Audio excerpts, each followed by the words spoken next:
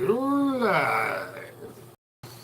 If you're watching this, you're live. All right, so Einstein and Niels Bohr on the opposite ends of quantum entanglement. They are inextricably linked because of E equals mc squared and the idea of quantum entanglement being allegedly imperfect. I believe that quantum entanglement proves E equals mc squared correct because not only are mass, speed, and distance relative, so is time. Let that soak in for a second. So, quantum entanglement is there's a point, a spot, a particle, an electron, a photon on one side of the universe, let's say at Andromeda, center of Andromeda galaxy. And the other side of the universe, we only got like 10% batteries, so I'm gonna make this quick. So the other side of the universe, here at say Princeton or Tennessee Tech University, where I first started thinking hard about physics, there's a spark. And over here there's an identical spark. It pops in and out of existence exactly like the spark over here. And how you observe this spark at this edge of reality can sometime be represented instantaneously at point X on the other side of the universe. That's that spooky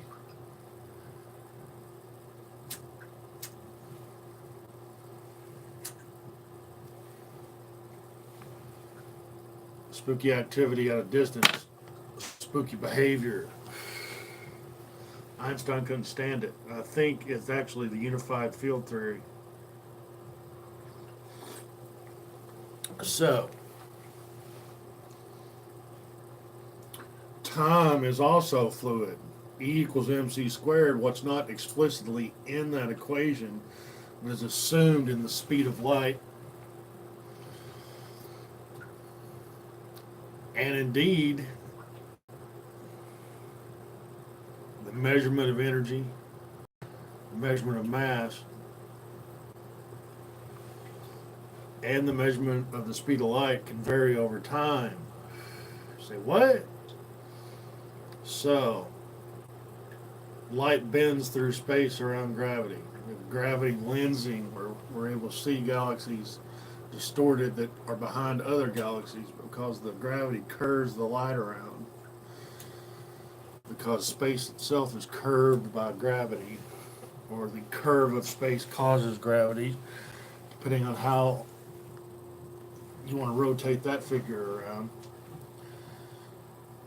Hey, I got a like. All right, so not it. Nobody's ever watching this, right? So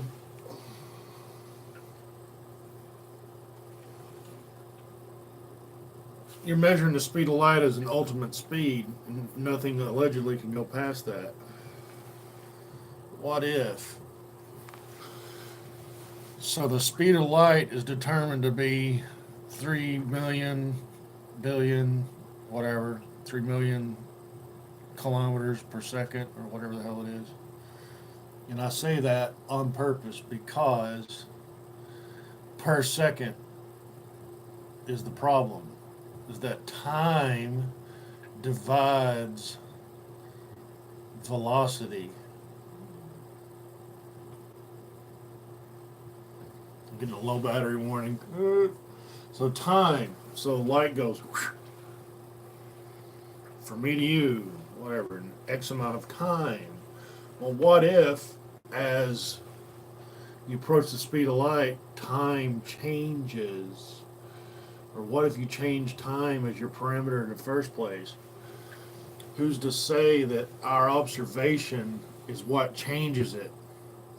Our observation of time observes everything in the universe based on time. It's X distance away in light years. The distance, a beam of particle or whatever of light, the speed of light over X number of years. So a light year away is however many billion kilometers. Billion kilometers. All the numbers become irrelevant if you change the time in which they're measured. Looks like my tank's about to overflow, pardon me. I'll turn that pump off. I have a hydroponic set up in my bathroom. Oh yeah, so this episode is brought to you by Whittling on the Shitter. So, how do I think of this BS? Well, I take care of some business in here and do some of my best thinking. So, I started coming in here, especially when it's really cold out, because this is the warmest spot in the house. Well, the apartment. I live in a basement apartment currently. Tonight's story time with Uncle Goat. We got to thinking about time. How timing's everything. How old are you? Well, if you measure it in milliseconds, it's a huge number. If you measure it in centuries, it's a small number. If you measure it in millennia, it's even smaller. If you measure it in my life, how old I am compared to the life of the universe, 13.8 billion years,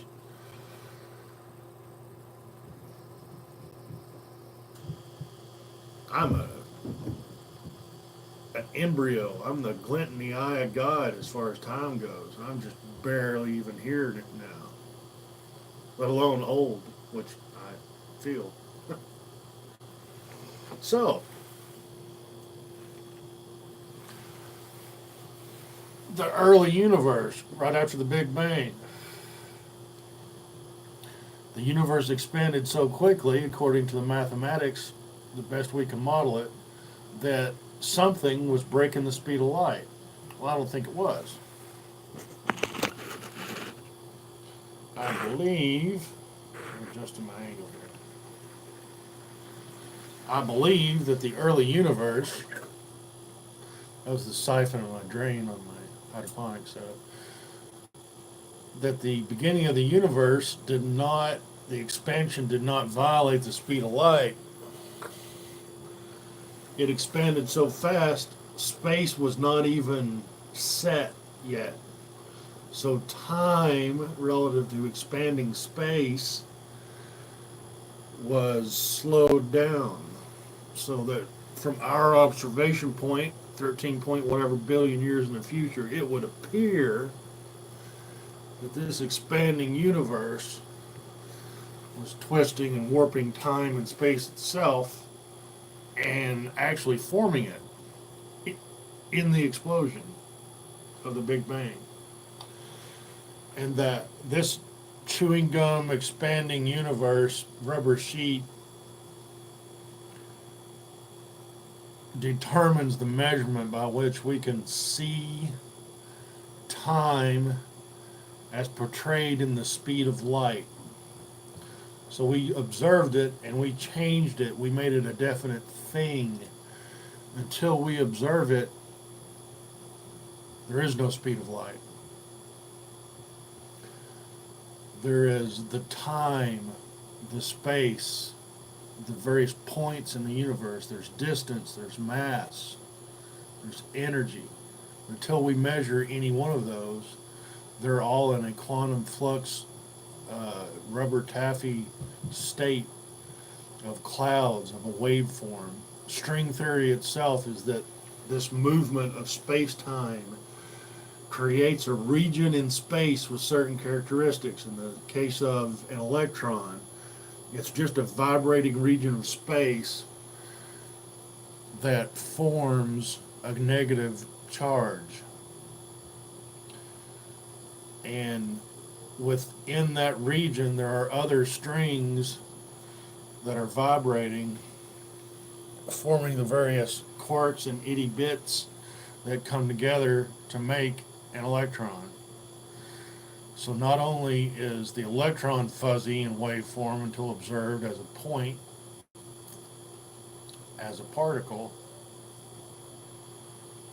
uh, the constituent members of an electron do not exist in a definite state until we measure them. So just by the writing of an equation, we've changed time, which is my title, time E equals mc squared. We have taken E equals mc squared and put it on a graph, on a time frame.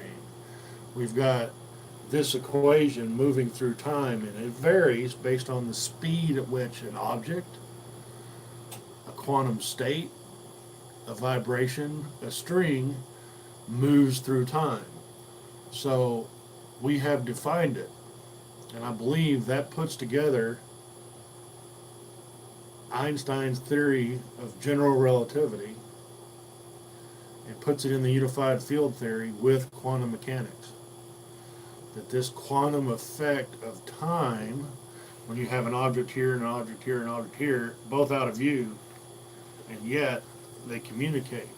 This would seem to defy the logic of the speed of light. But what if time itself communicates?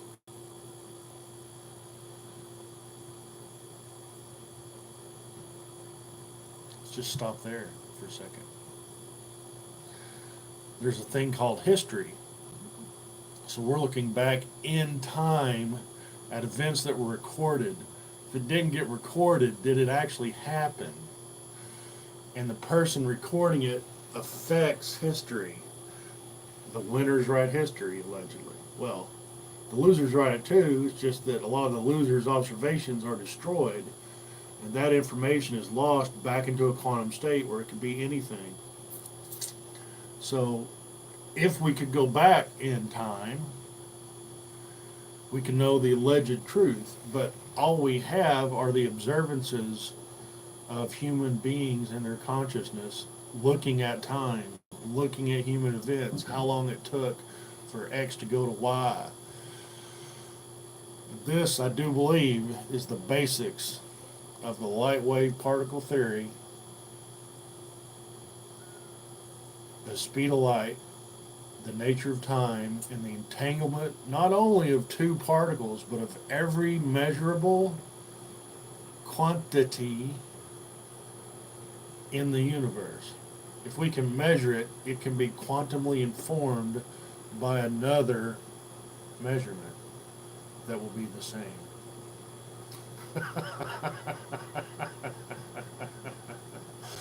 Duct tape will be provided for your head so that your brain doesn't explode on the way out the door, all right? You all be good to one another, and influence the good in each other and measure that good. You know, don't be crappy about it, but do good just because it's the right thing. And inform yourself on what truth is. Love, peace, and joy. Y'all have a great evening. Bye-bye. Somewhere in here is an off button.